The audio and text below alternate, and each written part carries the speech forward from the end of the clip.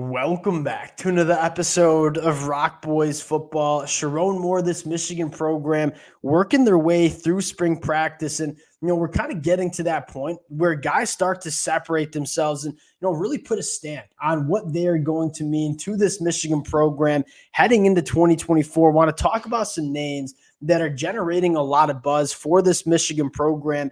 And for us Michigan fans, this has been one of the most exciting off seasons in terms of not only a new coaching staff coming in, but more importantly, a ton of young talent that is going to get the opportunity in 2024 to step up. A lot of different position battles that we've been talking about.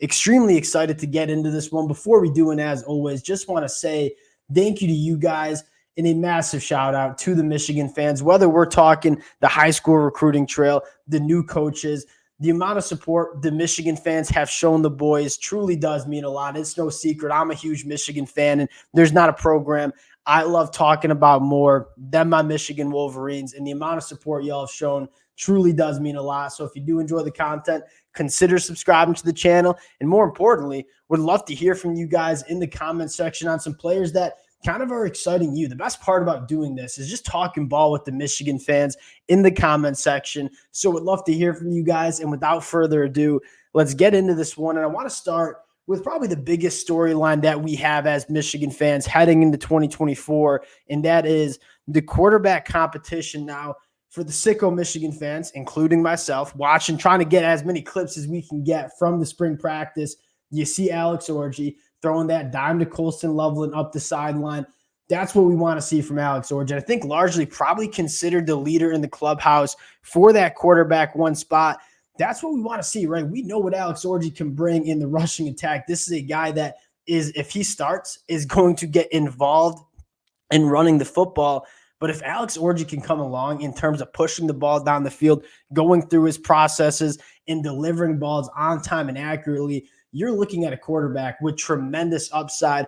But the quarterback that I want to take a little time and talk about is Jaden Davis, the true freshman coming in early enrollee. And why I want to talk about Jaden Davis is when you go back to the high school film, he checks a lot of boxes that the Michigan staff is going to be looking for that quarterback one of this Michigan offense, right? It's no secret Michigan wants to run the football. They want to play really good defense, and they need a quarterback that can just go through his progressions, deliver balls on time accurately, let his playmakers go make the plays. You look at Jaden Davis from his high school career, that's probably the thing that was most impressive. This is a kid that has been starting at the varsity level since his freshman year, has played a ton of football the last 2 seasons, over 6,700 passing yards, 86 touchdowns to only 15 interceptions with over a 70% completion percentage.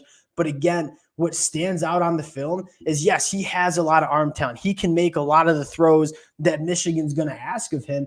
But the command that he has of the offense, right, getting the ball out on time accurately, he is so polished from that quarterback position. And you kind of talk about a lot of the roadblocks that young quarterbacks have in terms of jumping up to the college level. A lot of it's between the years, right, going through your process, setting up protections.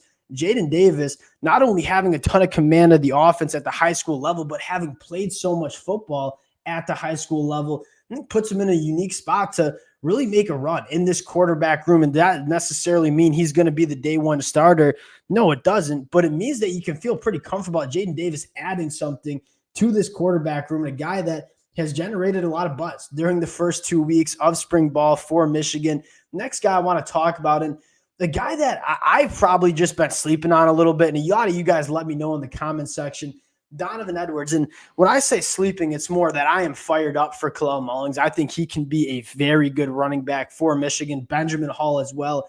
What I'm most excited for about Donovan Edwards is 2 different things. One, this is the first time since Donovan Edwards has been in Ann Arbor that he's been healthy for spring ball, a full go, right? This is a guy that we all know the talent that he has been struggling with injuries, not only during spring practice sessions, but also in the fall. And so having Donovan Edwards being that veteran back in this running back room that is also healthy during spring practice, I think that's massive for Donovan Edwards heading into 2024. He's taking over kind of that leadership role from Blake Corum in that running back room. But more importantly, the injection of Kurt Campbell as your offensive coordinator, Donovan Edwards is going to get used in a lot of different ways, right? This is a guy that's probably the most dangerous running back out of the backfield as a pass catcher.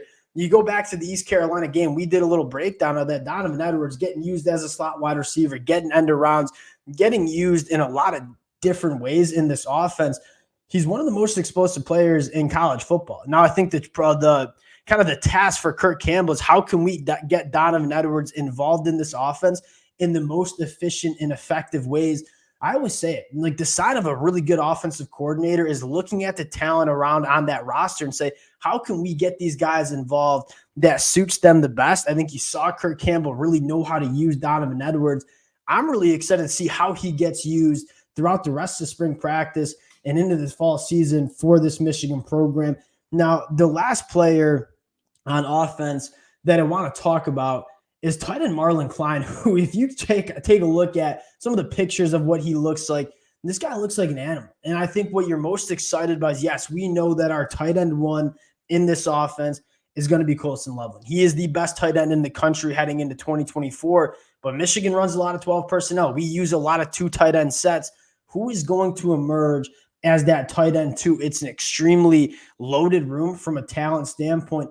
Marlin Klein is one of those guys that I'm keeping my eyes on now. 6'6", he's up to 250 pounds. This is a guy that you feel more comfortable about in terms of being an inline blocker. You look at all the production that A.J. Barner gave us last year, kind of the unsung hero of that Michigan offense. Colson Loveland, rightfully so, getting a lot of love. That tight end 2 position is very important to this Michigan program. And it sounds like Marlin Klein is making some serious flashes during spring ball and winter workouts. And this was a guy that came over from Germany before his junior year of high school. So he's a raw prospect. We knew that we were just betting on some athletic traits, taking him out of high school, going into his 3rd year with this Michigan program. You're kind of excited to see those athletic traits potentially kind of come to fruition for a guy like Marlin Klein. This is a massive position in this Michigan offense, that tight end 2 spot. And I think Marlin Klein, the size, the athleticism that he brings to the table, I think a lot of Michigan fans are fired up to see what Marlin Klein can bring to this Michigan offense. Now, moving over to the defensive side of the football, I think the biggest questions we have obviously are in the back end, replacing a guy like Rod Moore going down with the injury. But I first want to start up front, and a conversation that I think kind of gets glossed over too quickly for Michigan fans is, what does the depth look like on the defensive line, right? We know our starting 4, right? Josiah Stewart, Derek Moore on the outside, and then Kenny Grant and Mason Graham on the inside. That is arguably the best 4 defensive linemen that you'll see all across college football. But what made Michigan so special last year was the depth that they had, right? You had guys like Braden McGregor and Jalen Harrell, Chris Jenkins. It was such a deep defensive line room where they were able to kind of rotate so many guys in and out, keep guys fresh, not only through 4 quarters, but making a run, right? When you're playing 15, 16 games, you got to be able to keep guys fresh during a season. So I think one of the bigger storylines for me is, what does that depth look like on that defensive line in a guy that has just blown up? And I cannot wait to see what he looks like in the fall. Is Etta, guy that came in as a 6'5", 265-pound edge rusher. He's now up to 295 pounds, probably going to be kicking on in the inside. Kind of reminds you a little bit of like that Mike Morris, Chris Jenkins role, where the guy can play on the edge, can play on the inside, giving you a lot of versatility. You talk about names that could step up behind Mason Graham and Kenneth Grant. We kind of know what we have with Rayshawn Benny, very, very good player. Etta could be that next guy that kind of gives Michigan that depth on the inside. And again, if he can maintain the athleticism that he had coming out of high school for how big he was coming out of high school and kind of put on that size up to 295 pounds, you're looking at potentially a very good rotational piece in that Michigan defensive line, and a guy that, might be starting on a lot of Power 5 programs. He just happens to be behind Mason Graham and Kenneth Grant, 2 of the best interior defensive linemen in the country. And kind of in a similar conversation, you're looking at the depth on the edge rusher spot too, right? Derek Moore, Josiah Stewart, probably one of the better edge rushing duos that you see in the country. Who's going to step up and provide depth on that edge position? TJ Guy, you saw a lot of him, or kind of not a ton of him, I should say, but a decent amount of him in 2023. And man, whenever he played, I thought he really flashed. And from what you're hearing out of spring practice is he's kind of taking that step. I think that's massive for Michigan because, again, we know Derek Moore, Josiah Stewart, they are going to be dogs for Michigan. Who steps up as that 3 and 4 edge rusher for Michigan? It sounds like TJ Guy kind of putting his stamp on kind of that rotational piece in that edge room, which is massive for Michigan. Because, again, we know what we have with their starters. We want to make sure we're deep on that defensive line. How has Michigan kind of gotten to this point, defending national champions, back-to-back Big Ten champs? It starts with line of scrimmage play, not only your first couple guys, but you got to be deep in there. I think Michigan with TJ Guy, that's a massive storyline to continue to follow. And the last position that I want to talk about and give a shout out to really two guys, and I have to give the assist to the Michigan fans. I'm a big Jair Hill guy. Loved him coming out of high school from the state of Illinois. Y'all got me on the DJ Waller train as well. And what a good problem to have for Michigan, right? You know you have the best cornerback in the country on one side with Will Johnson.